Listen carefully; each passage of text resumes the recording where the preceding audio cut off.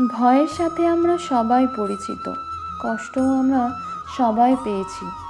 কখনো কখনো আমরা অসুস্থ হয়ে পড়ি, আর এমন সময় হলে মাতার মমতা, কখনো বাবার স্নেহ, কখনো বন্ধুদের পাশে থাকার অনুভূতি আমাদের রোগ নিরাময়ে সাহায্য করে।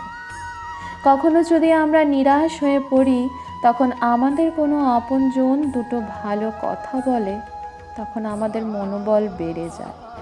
ঠিক তেমনই সংসারের এই রঙ্গমঞ্চে যদি আপনি পীড়িত অনুভব করেন, কিছু শুভ কথা আলোচনা করুন, কিছু স্মৃতি গান করুন, কিছু মুহূর্তের জন্য হলেও নিজের ইষ্ট দেবের কথা স্মরণ করুন, প্রার্থনা করুন।